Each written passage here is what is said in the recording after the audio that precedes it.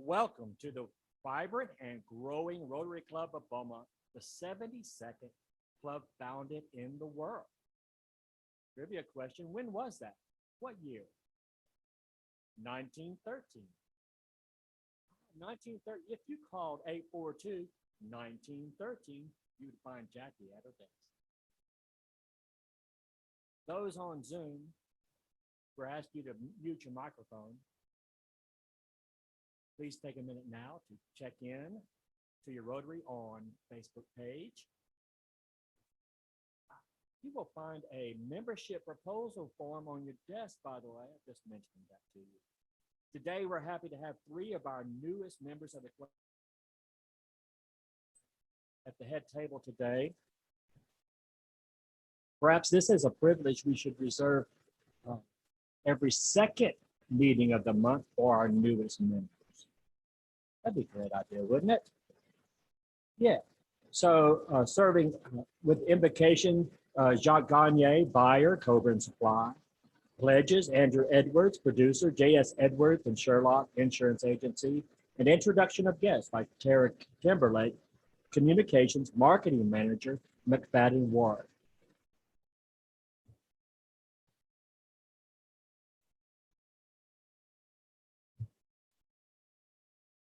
Creator and sustainer of all that is or ever will be. Accept our thanks for this day and all its blessings. We ask that you guide and direct our club, its leaders, and our actions. Grant that each of us may feel our responsibility to Rotary, to our community, to our country, and indeed all countries and peoples. Bless our fellowship today, and bless this food to the nourishment of our bodies. In your service, amen.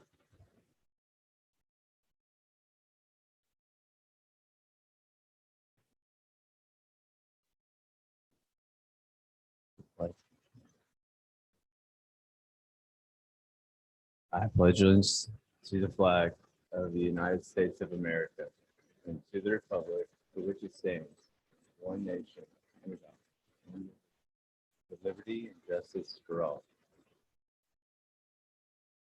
On the Texas flag, I pledge allegiance to thee, Texas, one state under God, one and indivisible.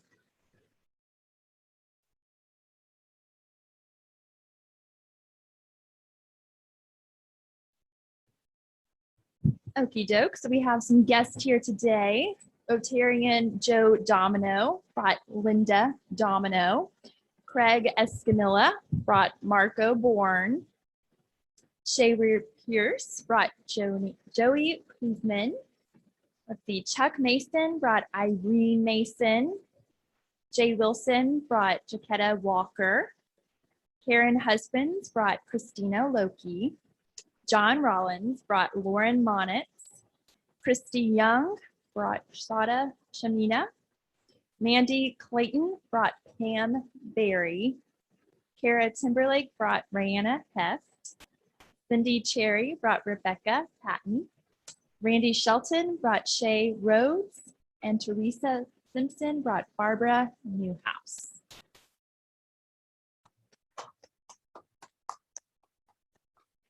Great job.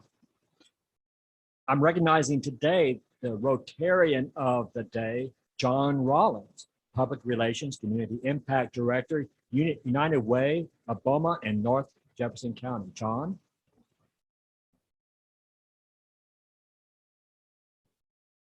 John? John? Sorry, I have a lot of stuff I was asked to hold up here. Gonna just do this real quick.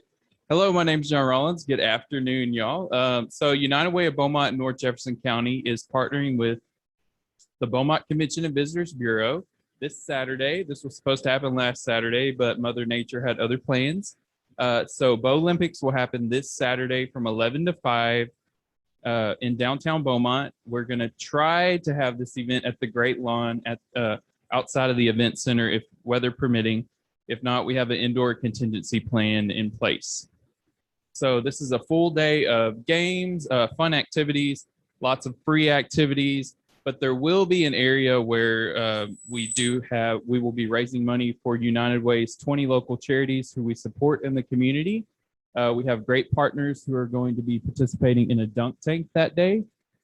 Marco Bourne is here with us today. I'm trying to look for Vernon. I don't know if Vernon's here. He's going to be in there too. So if Vernon has ever, butchered your name up here at the microphone, this is a chance to get some retaliation. So hopefully we'll see you guys there Saturday between 11 and what is this?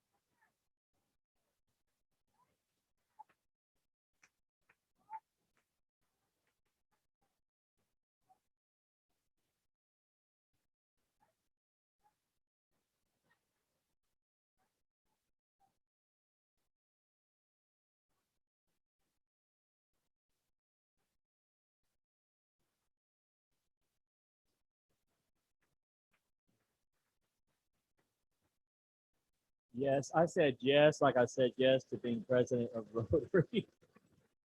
So when is that? Saturday? That's going to be after.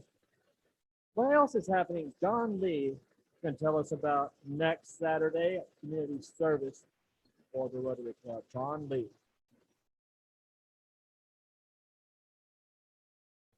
Hey, Saturday at 8:30, we're going to help do the bed build again with Sleep in Heavenly Peace.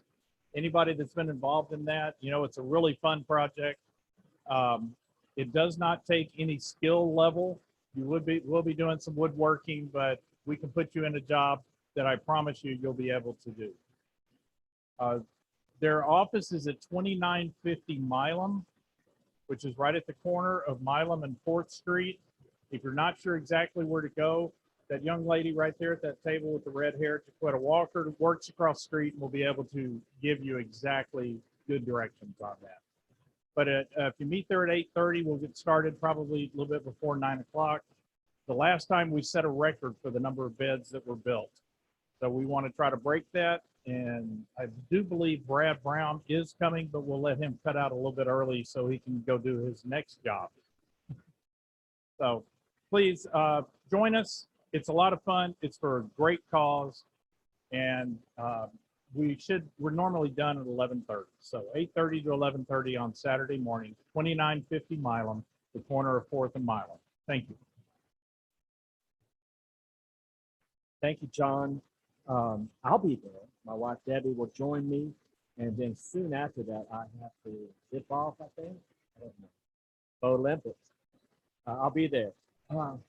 Announcement. We had to put another table out in the room. It's getting kind of crowded in here. How about that? It was nice, but not too crowded. You see the member proposal form at your desk. Think about it. You've got friends, right? Yeah, think about it. We might be talking about that some. Cindy Cherry, you have an announcement for Rotary Zone 25B, 29 Institute. Who's ready for a Rotary road trip? No, not Saturday. We're planning a little bit ahead. Friday, September 10th, Jennifer Jones, who will be president, she is Rotary International President-elect, will be speaking at the zone meeting in Houston. And we have reserved 2 tables. So for $100, you can get your seat at the table. Hopefully we can organize a group and go over and meet some people that we haven't met before. But I don't know if Jackie has it up there, but our zone, this particular zone that we're in goes Canada, right down the middle of the United States of America. So we have an opportunity to see Rotary on a little different scale. And we would love to have you join us. If you would like to, just contact Jackie and she can set you up with paying the $100 for the seat.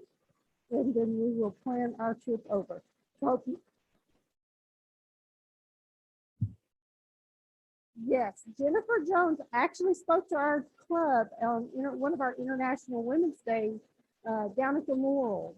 So she's a fantastic speaker. Plus she has a background in TV, I think. And she'll be the first woman to be the Rotary International President. So I know there's going to be good food. It's at one of the hotels, the Royal Sonesta, I believe, at the Galleria. So it's going to be a really fun Friday. So hopefully you'll join us. Thank you, Cindy.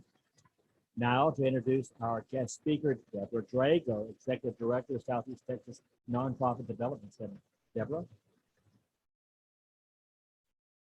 I'm going to stand here and pose for Tim real quickly so he doesn't get a candid shot of me, which he is very well known to do. And they're usually not so flattering.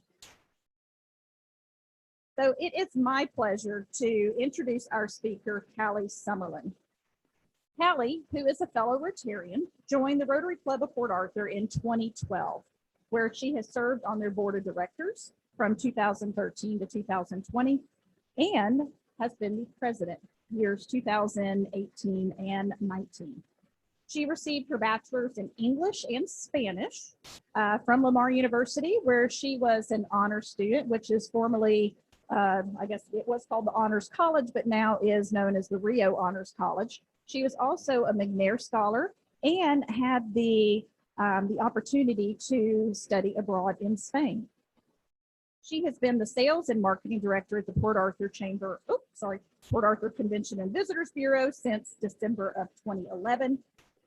She has several designations as a Texas destination marketer from the Texas Association of Convention and Visitors Bureaus, as well as a certified tourism executive from the Texas Travel Alliance.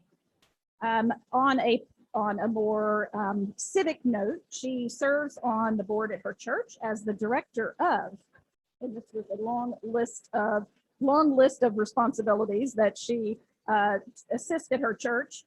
She's a director of personal ministries, community service, and stewardship. So I think it's very fitting that she is here today to really demonstrate her stewardship to not only Rotary but to our community as well as globally. In her free time, she enjoys reading, painting, playing the guitar, gardening, scuba diving, and spending time with her 2 kitties, Piper and Blanca, who are both boys, even though they have girl names. And so we're going to hook you up with Dana for scuba diving. I have already pinpointed some connections here to make. And so please welcome our fellow Rotarian, Callie Summerlin.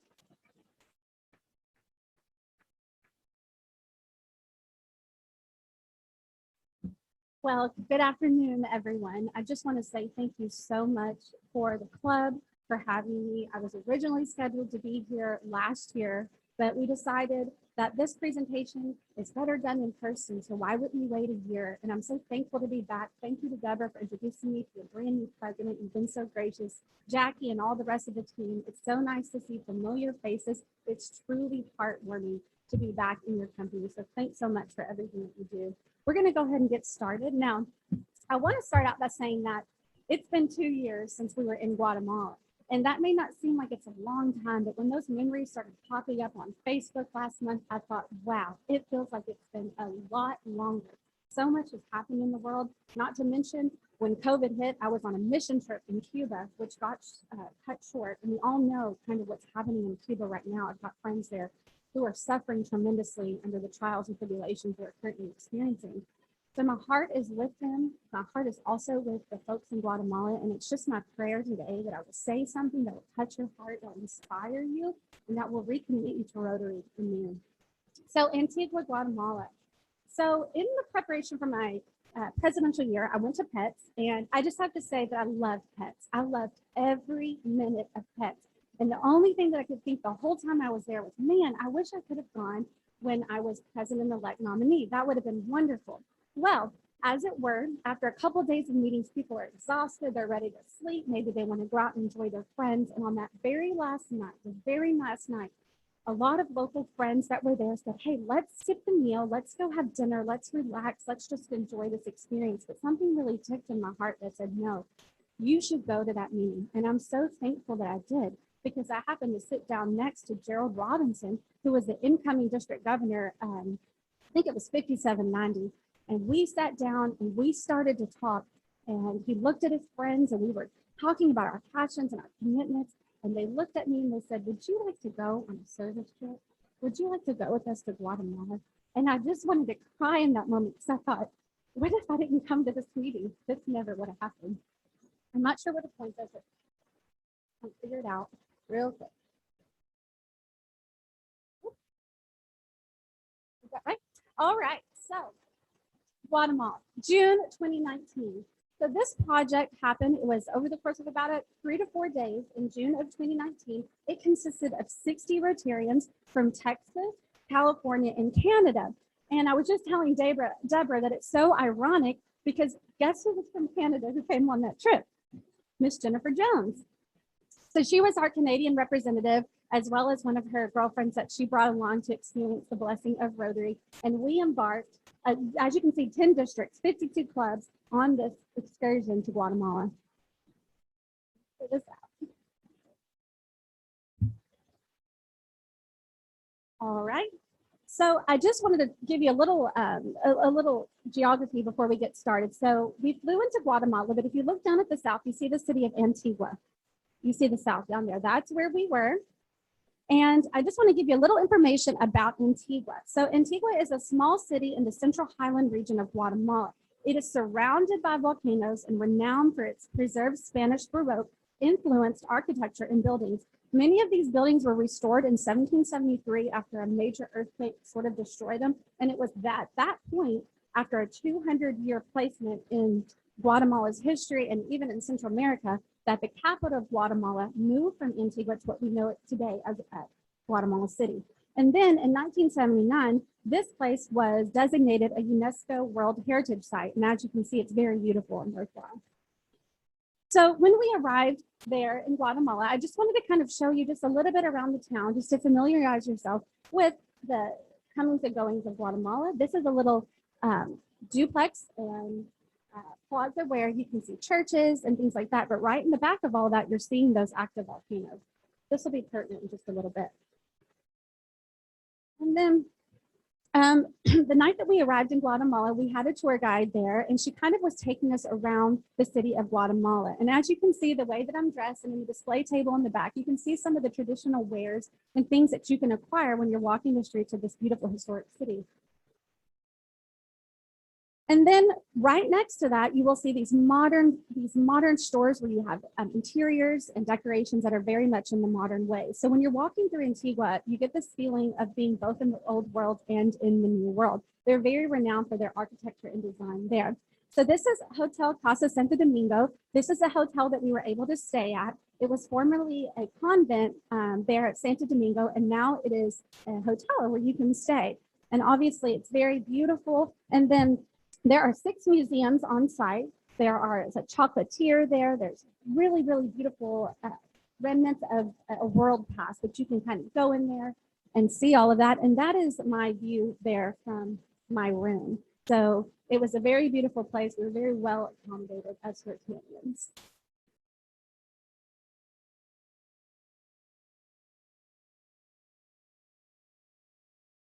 Okay. I'm so sorry. This is just sticking for me. Okay, I'm going to turn just so I can read this a little bit. This is what I was telling Sherry, that I might have to actually reposition myself because I like to move around a lot. And so if that happens, I may kind of move around.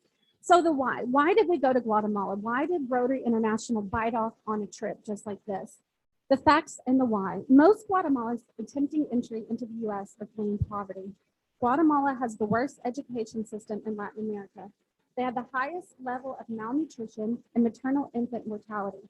The majority of unaccompanied migrant youths who attempt entry into the U.S. from Guatemala come from 4 states in the Western Highlands, where one of the only crops that flourishes is the opium poppies, a source of cheap heroin. So there are a lot of young people that their only chances of work are to work in the crops and the fields. Well, this just so happens to be a region where they grow this drug.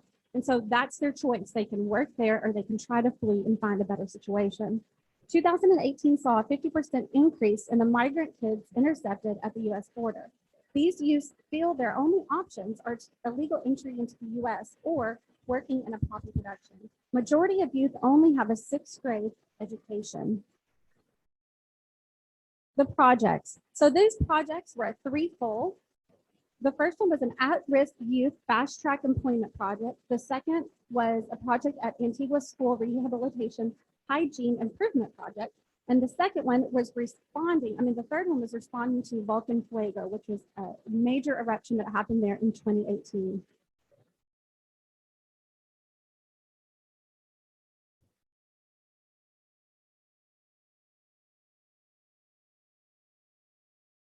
Maybe I'll just ask Jackie to, is that good?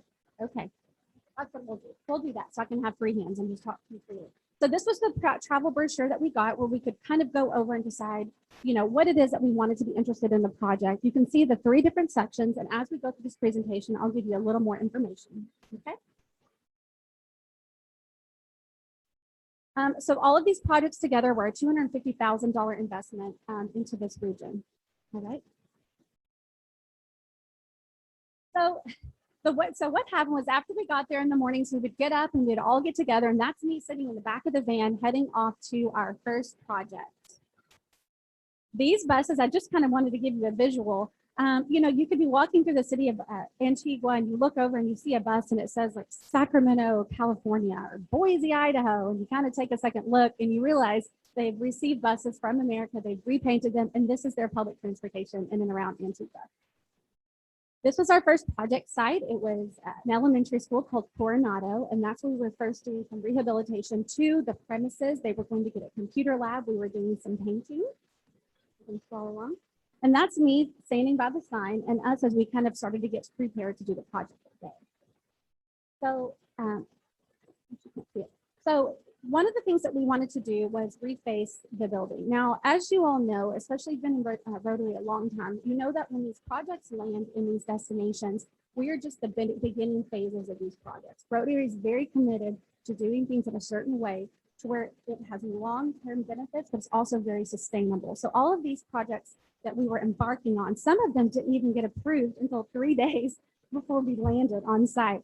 So some of these projects were just in their beginning phases, and this is one of them. This is a painting project. And as you can see, the back of the shirt, you can't see me. I'm actually standing right next to him painting. I want to read you what the shirt says. So it's saying that I am Guatemala and Guatemala is me. And this hashtag that all of these young people are wearing on the back of their shirts right now that says Yo me quedo means I will stay. I am committed to staying and bettering my homeland for a better future instead of fleeing to the U.S. and risking my life at the border with illegal entry. And here's us just completing that project. You can keep going, Jackie. And then on the other side of town, the second project was actually building beds for a fast track school, which I will tell you a little more about in a minute. But essentially, within 3 weeks of our project, a couple of hundred children were going to be arriving in Guatemala City to start a boarding school program that starts at level 6 and goes to level 12. So they were spending the entire time in the little worker bees building beds for these children and bedroom furniture so they would have dormitories. And that's them kind of wrapping up the work of that day. And then about halfway through day 2, I was sitting on the ground and painting and doing my work when I got a little tap on the shoulder, and it was none other than Gerald. And he said, "How would you like to reface a mural?" Well, I like to paint, and we were already painting, but I thought this project would be so worthwhile. So I grabbed some of the younger people to come with me, and we scooted around Antigua, went to this shop, went to that shop, gathered up some paint, gathered up some materials, and we decided at this school, and those children would first walk through, that when they came in, they would see their mural repainted. So there we are, kind of repainting the mural. One of our goals, you can keep going, Jackie, just one more. One of the goals when we did that was to be conscious of the skin tone of the children. All the children there had dark skin colors, but when you would look at this mural, all you would see was pasty white skin. So we wanted to really honor their culture and their heritage and make sure that we included lots of diversity in this painting. They were very happy for it. Unfortunately, while we were at the school, we were all looking forward so much to interacting with the young people, but they had called for a day off of school because they were in an election year. So everyone was to stay home from school, stay home from work, and get out into the polls. So that's kind of what was happening then. And then that night, we also enjoyed Antigua like traditional tourists would, and there was a restaurant right down from a hotel that was having a grand reopening called Alma, which is sold. And us 60 Rotarians took up the entire restaurant, and we had a lovely meal and really enjoyed our time there as well. And then on the next day, we went to a little school right outside of Guatemala, right outside of Antigua. Now, this project was one of those later projects that was added to this trip. And essentially, it's a small school that is a boarding school for children with disabilities. Many of the children that come to this school are actually abandoned by their families because they don't have the resources to take care of them. So they're all 100% dependent from eating, drinking, going to the restroom, any type of self-care. They are 100% dependent. So we were there that morning to do some volunteering. As you can see, just go back one more. Right back. You know, if you see over here on the left side, you see the woman performing some physical therapy. One of the things that was very touching when we got there, they decided to give us a tour, and we were going into these facilities where we would see physical therapy resources, beds, some dental chairs, and they were very happy to tell us that all of that equipment and their stipends and little monies that these otherwise volunteers would receive came from Rotary clubs from around the world. So this whole facility is really upheld by people like you. And then that's Dominique, and that's myself. And Dominique and I got the privilege of helping feed the children lunch. And so they collect them all in a room together, and they bring their meals because, you know, they're challenged and have a hard time swallowing. And so we would feed them their lunch, and that's Dominique. And I have to say that she really touched my heart. She is a student that came from the University of North Texas. She was a Rotaractor at that time in her final semester. And she's originally from Chile, and growing up with her own mother, they would do lots and lots of volunteering. So when I got there, I was a little bit nervous. I was a little bit nervous to engage, and not Dominique. Dominique went over to the children and touched them and loved on them. And she was a really big example to me, even though she's at least 10 years mine. I'm at least 10 years her senior. And right on the right there, that's Julia. She was probably the healthiest child there at the facility. And Julia really, she's so cute. She stole Dominique's sunglasses. She was taking our stickers. She was putting them all over herself, and she really stole our hearts. And again, she was the healthiest student there. But we cried. It was very touching. We prayed with them, and we prayed for their futures, and we still think of them even today. So Rotary has really played a big role in equipping this facility to continue into the future.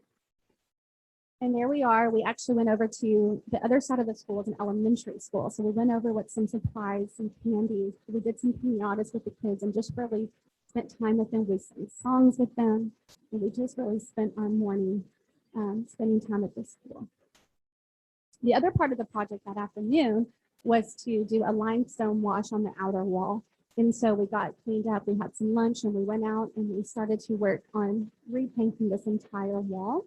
And it was really interesting because, as you can see, there's some fauna right behind on the right side, and right on the other side of that boundary, there's some crops. And there were a particular type of crop that would attract these little stinging bugs. And so you weren't able to get too far back or you'd start to get stung. It was just a really funny memory I remember there. But we finished that project out and went on to our next post. So Volcan Fuego, have anyone here ever heard of that volcano Fuego in Guatemala? It is the most active volcano in the entire world. It is said to cut and spit and do minor eruptions every 15 to 20 minutes. Well, on a fateful day in June of 2018, it had a major explosion, actually the biggest explosion it's ever had. And you can understand that these people are much like you and I. Where do we live? On the Gulf of Mexico. What are we used to? Hurricanes, tropical storms. So when these things start coming and barreling down the coast, many of us say, you know what, I'm just going to ride this one out. We're used to this. We're used to it. We see it all the time. It's no problem. They were given ample warning. The volcano was starting to show signs of eruption. Many people did evacuate, but many did not. And of the ones who did not, nearly 100% of them passed away in the event. 1.7 million people were affected, 4,000 lost their home, and conservatively speaking, 200 lost their lives. We did run into a gentleman who was sitting atop one of the houses out there. You can go to the next slide. And he was saying that he would have walked this like 10-mile journey every day just to come to the top of where we were there, just to breathe the air. He had been severely affected by the chemicals from the volcano. So there I am. You can see me. I'm standing on a third-story building there. So I'm at the third-story level. That boulder that you see next to me came from as far as the volcanoes that you can see there in the distance. So you can imagine the terror and fear of those people who did stay behind. So this is city there in the near the volcano. It was a total loss. You can keep going. So that was just our way of kind of assessing the damage and seeing what happened.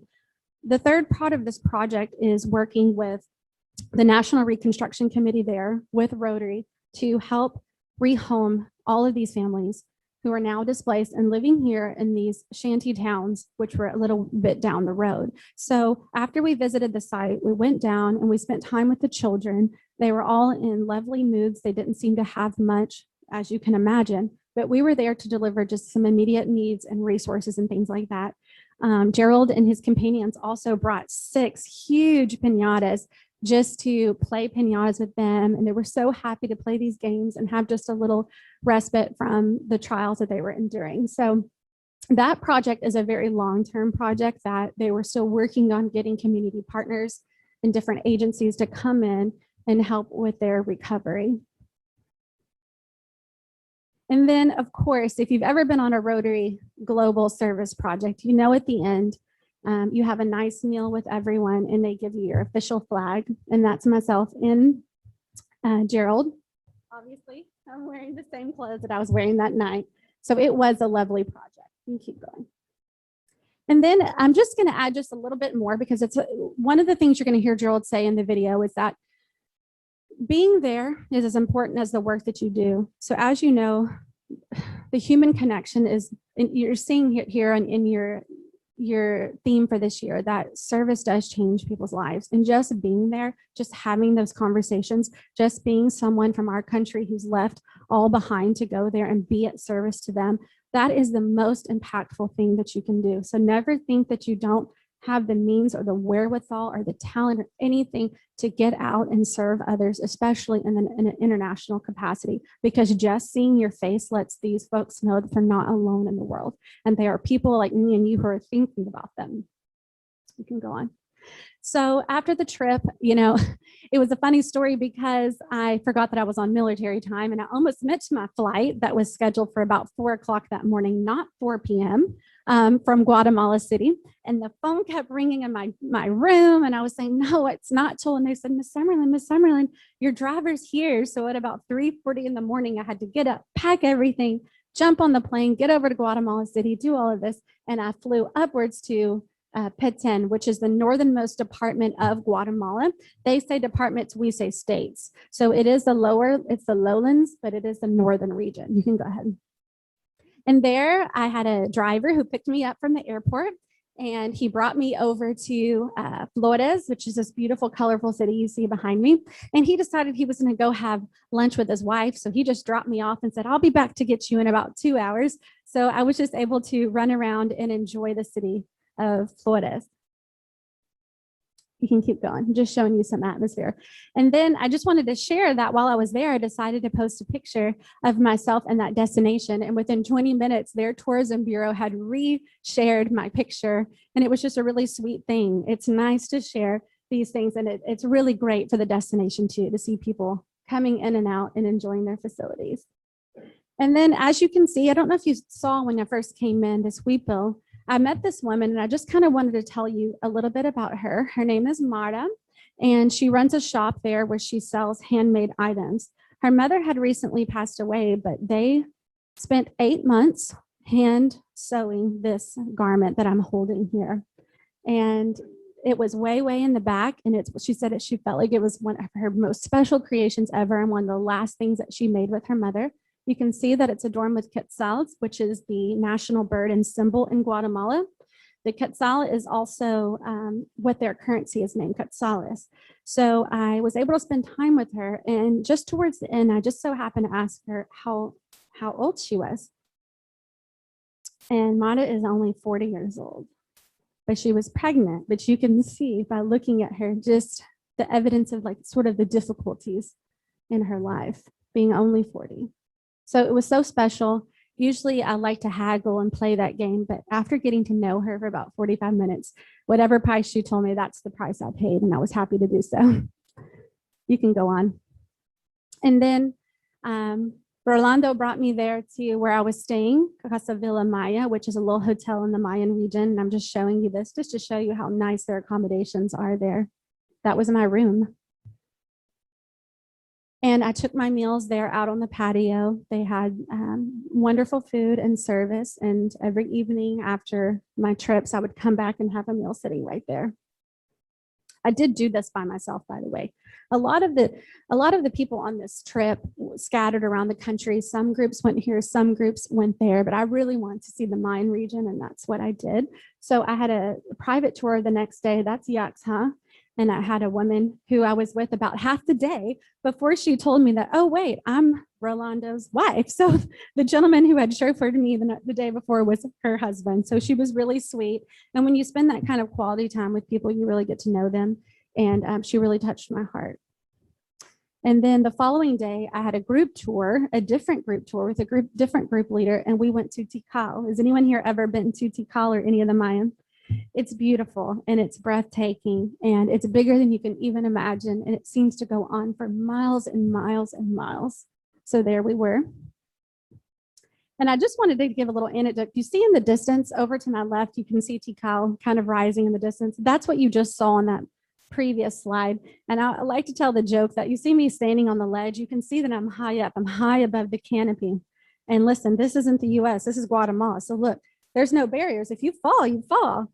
You know, too bad you got too close. I always think of it when I was up there. I was giggling to myself because I thought if this was America, there'd be chain fence, there'd be plexiglass, there'd be signs, there'd be guards, you know. But there, it's just, hey, you know, to each their own. So, but it was wonderful. And that was the climax of the climb that day, or apex.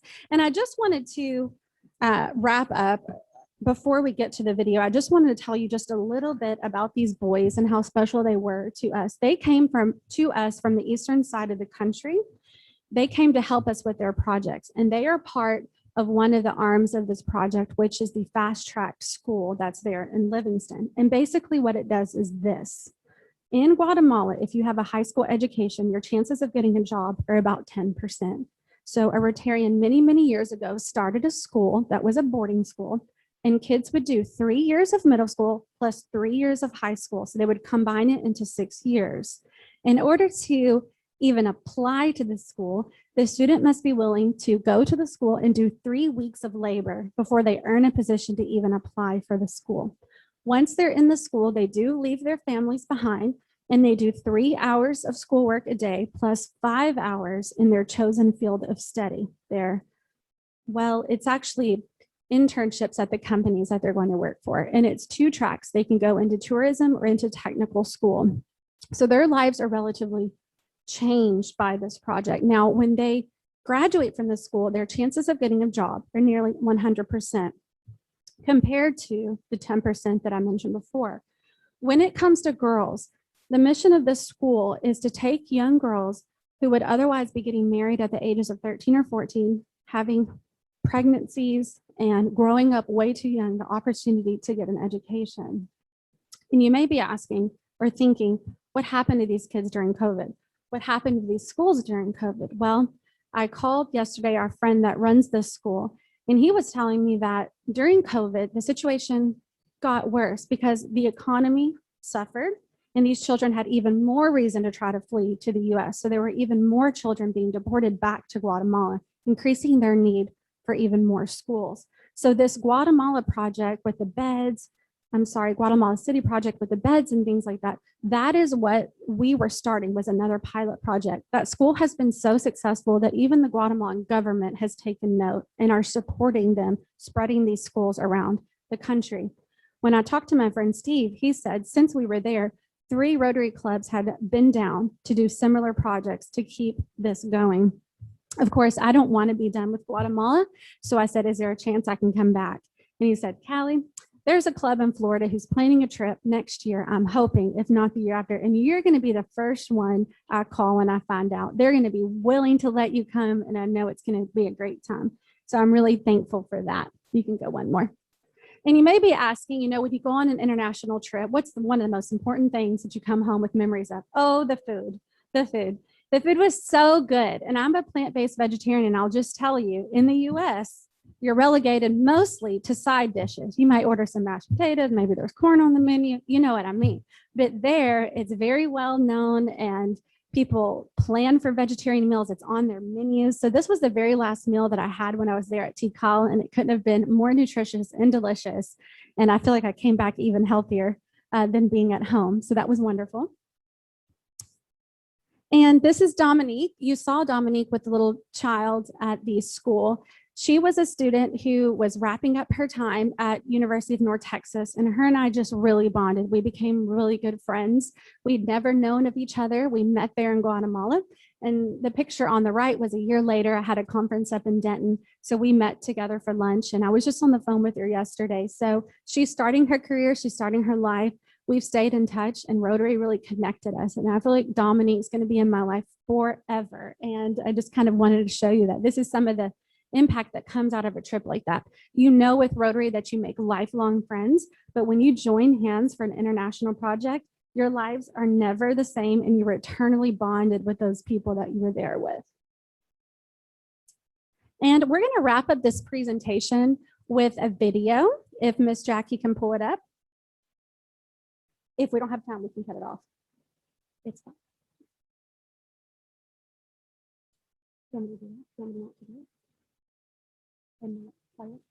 Okay. We're not going to play the video. I'm so sorry. We could have cut me off because the video is actually much better.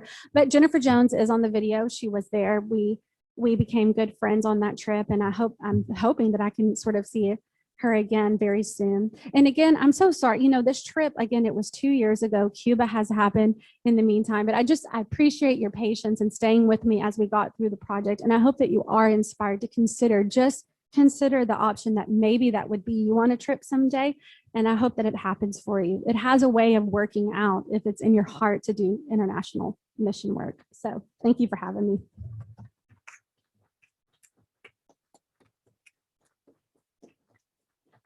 Thank you, Callie, for saying yes and being willing to serve and change lives by being there. What a ministry that is, just your presence there in Guatemala from Rotary to there. Thank you for being there. And in appreciation for you sharing your service trip with us, we'll make a contribution to, in your name, to the Rotary Foundation.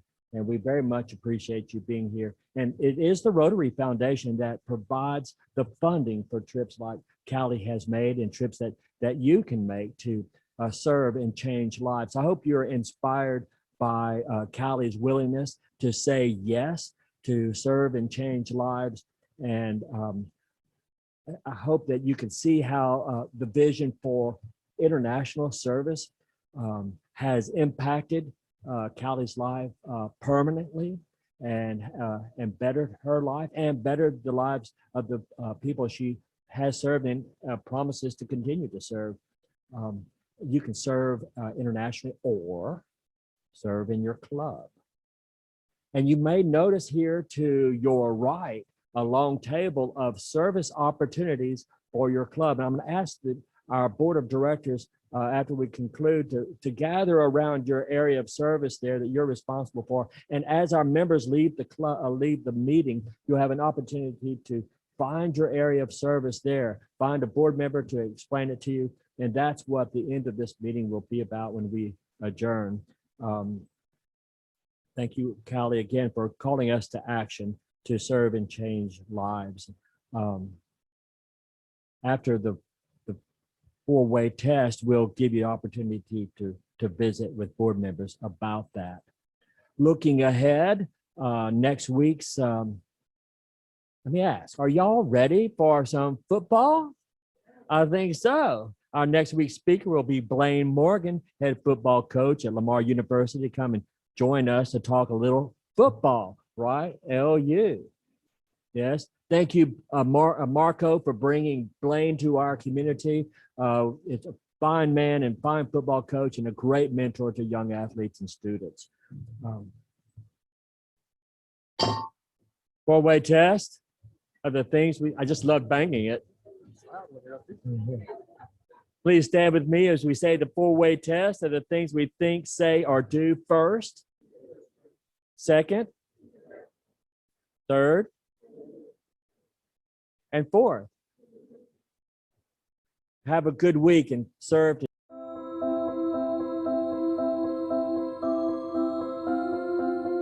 Where will Rotary service take you? In June of 2019, Rotary service took 60 Rotarians from District 5790 to Antigua, Guatemala.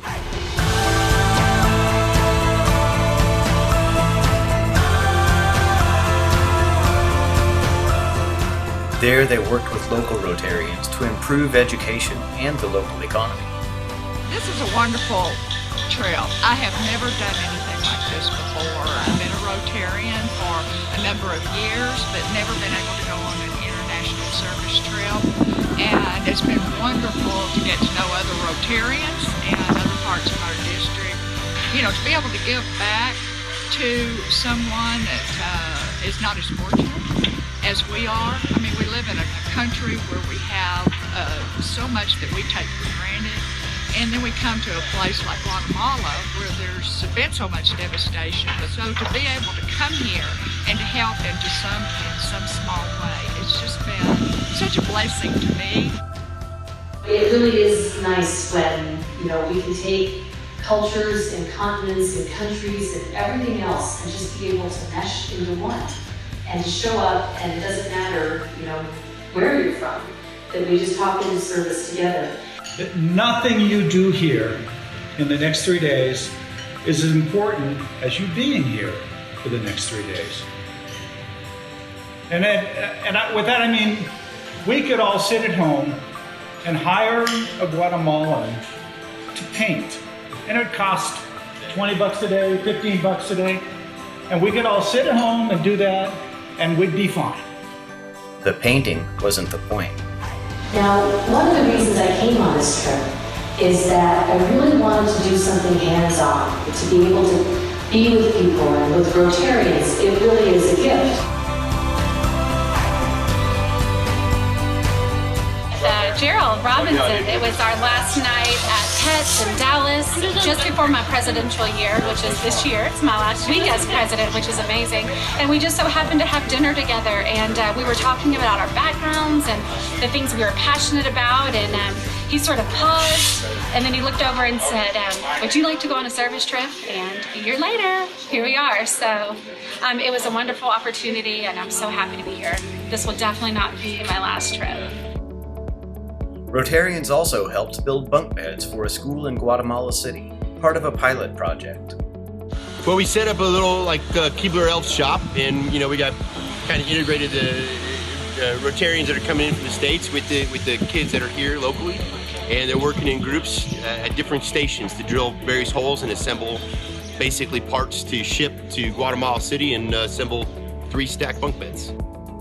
In order to get a good job in Guatemala, you have to have a high school education, but only about 4% of rural Mayans are able to graduate from high school. So these beds that are being built behind us are part of a new global grant with Rotary District 5790, and in a couple of weeks those beds will be filled with kids that have been deported, that are getting off the plane, and they'll go right in on those beds, and they'll be going into school, get them their high school education, get them a technical trade, and help them get a good job so that they'll be able to stay in Guatemala, provide well for their families in Guatemala without having to risk their lives traveling to the U.S. again. And if everything works well, we want to leverage resources from the Guatemalan government so the Rotarians will show them how to do it, get the government to be able to put in resources to scale to 500 or 1,000 kids or more. In the United States, we hear a lot of people talk about it, worry about it, we have different opinions, but we don't really hear solutions. What we're seeing here behind us is an on-the-ground solution of Rotarians from Texas coming to Guatemala, helping solve the problem in Guatemala so that kids don't have to risk their lives going across the desert trying to get to the U.S., where they end up having to hide like criminals so that nobody captures them. The Rotarians here are helping the kids have hope and opportunity and success in Guatemala so that they can stay here, get jobs. If they want to go to the U.S., they'll go up sometime with a visa to go visit Mickey at Disney, and that's it. Not all the travelers were Rotarians. Yet. My mother invited me. She's trying to loop me into the Rotarian ways. Not gonna lie, I thought it was gonna be a bunch of white guys sitting around, and the truth is, it's a lot of hard work and a bottle of good intentions, so it's nice. I'm really impressed. Sign me up. Lives were changed in Guatemala. Rotarians' lives. To write a check is a wonderful thing, and they obviously need money for projects like this. But to have the opportunity to come and experience it for myself has been something that I'll never forget. Together, we see a world where people unite and take action to create lasting change across the globe, in our communities, and in ourselves. And I dare say that those last 3 words, I think, are the most important. Lasting change in ourselves. As Rotarians, we put service above self, and as a result, we benefit. Where will Rotary service take you?